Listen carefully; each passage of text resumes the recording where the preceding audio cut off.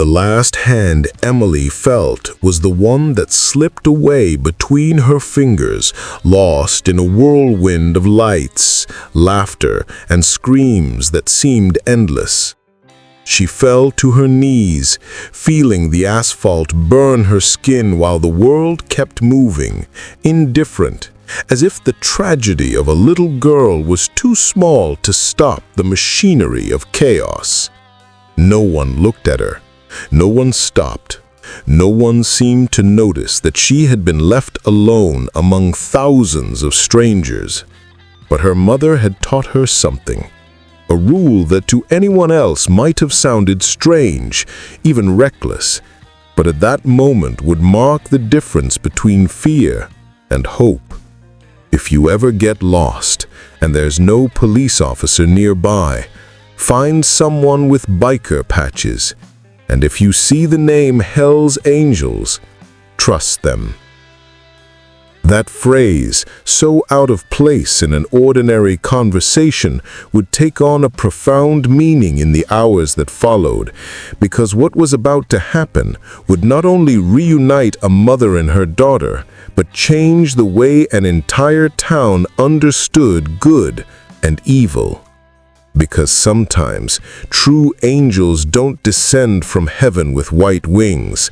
They arrive covered in leather, carrying scars in their souls, and engines beating in their chests like hearts that refuse to die. Tell me, would you have had the courage to trust a stranger like that? Leave your thoughts in the comments. I want to know what you think. And if you believe, like I do, that there are still stories capable of restoring faith in humanity, subscribe, because what you're about to hear will shake you. And if you want to carry the spirit of Hell's Road with you, visit our official store. There you'll find unique pieces made for those who understand that the road itself can also be a form of redemption. The link is in the description. The Minnesota State Fair roared like a living beast, a blend of music, voices, and lights spinning in a frenzy impossible to stop. The air was thick with sweet and metallic smells, roasted corn, motor oil, and caramel popcorn, a chaotic perfume that clung to the skin and to the soul. Thousands of people moved in every direction, bumping, laughing, shouting, living without looking back. Amid that human tide, a 7-year-old girl struggled to keep up with a world far too big for her. Emily Gardner was small even for her age, barely 4 feet tall, wearing a red plaid shirt her mother had ironed that morning, and unruly brown curls that refused to stay tied back. She had held her mother's hand the whole way, gripping it with the confidence of someone who believes that nothing bad can happen while mom is near. But in a single instant, a wave of people came between them. The hand was gone, the bond was broken, and fear stepped in. She tried to shout, but her voice drowned beneath the country music blasting from the loudspeakers. No one heard. A shove made her stumble. She fell to her knees, and the cotton candy she held splattered onto the pavement, sticky, dirty, swarming with ants. She looked around through blurry tears, searching for kindness, but all she found were distracted glances and cruel laughter. 3 older kids pointed and mocked her, treating her like just another sideshow. "Look, the baby lost her mom!" Emily bit her lip hard. She wouldn't cry. She wouldn't give them that victory. She pushed herself up, limping, one shoe gone, her socks soaked. In that moment, so small before such a vast world, she remembered something. Her mother's words. Rachel Gardner had never been a conventional mother. She had the kind of presence that made people turn their heads, not out of vanity, but out of energy. Her voice was firm, her eyes direct, and she wore a compass tattooed on her wrist, one that she claimed pointed to more than north. When Emily was younger, Rachel had told her that not every uniform meant safety, and not every tattoo meant danger. "If you ever get lost," she had said calmly, "and can't find a police officer, look for someone with biker patches. If you see the name Hell's Angels, trust them." Those words, which any adult might have dismissed as eccentric, were for Emily a promise of protection. And now, lost amid the noise and the fear, that promise was all she had left. She closed her eyes and remembered the group of bikers she and her mother had passed earlier that day, in front of an old rust-stained bar with a flickering sign that read "The Rusty Spoke." The bikes had gleamed under the sun like sleeping beasts, and one of the men, with a gray beard and calm eyes, had nodded slightly as Rachel walked by with her daughter.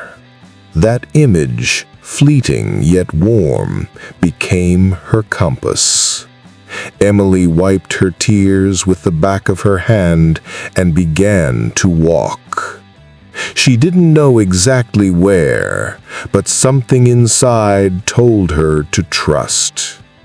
And you, if you were lost, would you listen to reason or to that quiet voice inside that tells you where to go? The Rusty Spoke was a place apart from the fair's bright lights, a refuge of metal, smoke, and deep laughter scented with gasoline and the road. The neon signs barely lit the faces of the bikers, men and women who spoke with the serenity of those who had survived more winters than they could count. From a distance, Emily watched them with a mix of fear and hope. Then she heard a laugh she recognized instantly. It was the same group of kids who had mocked her. They were coming closer, teasing again, and in her attempt to back away, she stumbled, falling against something solid, a wall of leather and muscle, a vest covered in patches, a heart that smelled of gasoline. The man turned slowly. It was him, the one with the gray beard. When he looked at her, his expression changed immediately. He saw the blood on her knees, the dirt on her face, the soaked sock. His voice, deep but warm, broke through the noise. "You got a problem, little one?" She tried to speak, but only nodded nervously. Behind her, one of the boys muttered something, but never finished. The rest of the bikers had straightened up, like wolves sensing danger. Silence fell. One look was enough for the kids to turn and vanish into the crowd. The man crouched down to meet her eyes. "It's all right, little one. You're safe now." "What's your name?" "Emily. I got lost." He smiled faintly. "Then we'll find her. I'm Hank. And that woman over there, the one with the dark hair and silver streaks, that's Clara. You're safe with us." Hank stood up, whistled shortly, and within seconds, the entire group scattered with practiced precision. "We've got a lost kid, Rachel Gardner, dark hair, denim jacket. Fan out." Isn't it incredible how sometimes the people we fear the most are the first to protect us?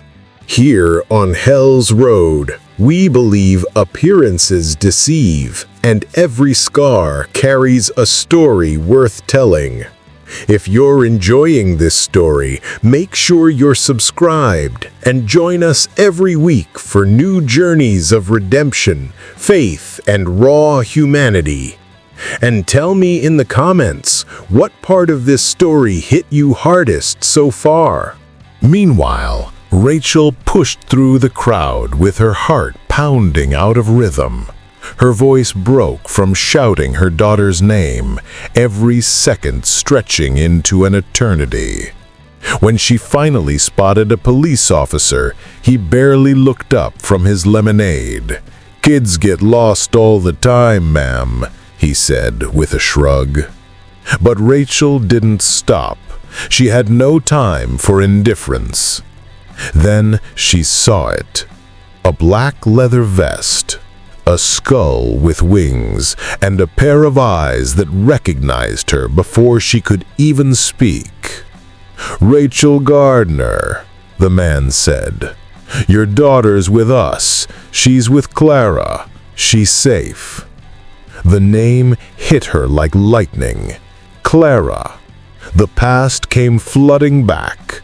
11 years earlier, on a rain-soaked highway, pregnant, alone, terrified, she'd been stranded when her car broke down. A group of bikers had stopped to help her, shielding her from the storm, fixing her engine, giving her enough money for a motel. Among them was a woman with calm eyes, Clara, and the man who now stood before her, Hank. They weren't strangers. They were the reason she and her daughter were alive. Do you believe in coincidences? Or that some connections are destined to find each other again, no matter how much time passes? When Rachel turned the corner of the rusty spoke, she saw her daughter sitting on a bench beside Clara. For a second, the world froze. The entire fair seemed to hold its breath.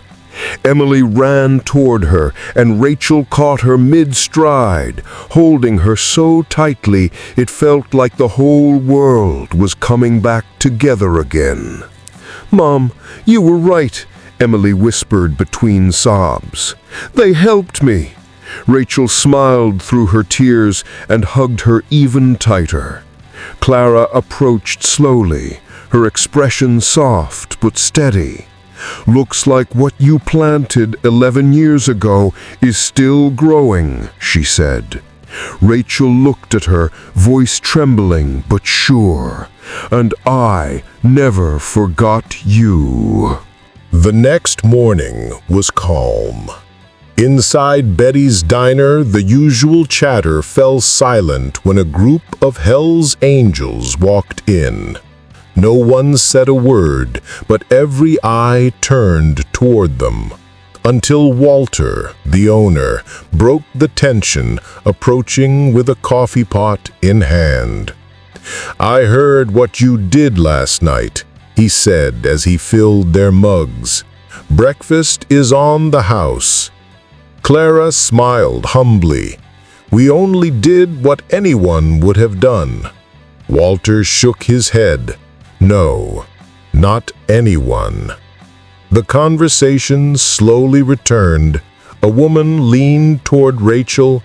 "If my granddaughter ever got lost," she said softly, "I'd pray someone like them found her." Clara smiled. "Then teach her to look for the patches. There's always someone watching." Sometimes what changes a town isn't a headline. It's a single act of unexpected humanity. Weeks later, the sign outside Betty's diner bore a new line beneath its name: "All welcome." The parking lot now had freshly painted spaces marked for motorcycles, and every Saturday, Rachel and Emily met there with Hank, Clara, and the others. What had once been wary glances had turned into nods of respect. The Hell's Angels were no longer rumors or shadows. They were part of the town. They fixed roofs, helped at school fairs, cooked for neighbors. Emily, wearing her little denim vest sewn by Clara, had white stitching on the back that read, "Protected by the Road Family." She walked among the tables with a new kind of confidence, as if she understood something the adults had forgotten. That kindness wears many faces, and the sound of an engine can sometimes be the beat of a noble heart. Because sometimes true angels don't fall from the sky. They arrive roaring down the highway. And when they pass, they don't just leave behind the echo of a motor. They leave hope. And if this story touched your heart, if it reminded you that there's still humanity even in the most unlikely places, I invite you to join us. Subscribe to the channel. Leave a like if you believe the world needs more stories like this, and ring the bell so you don't miss the next one.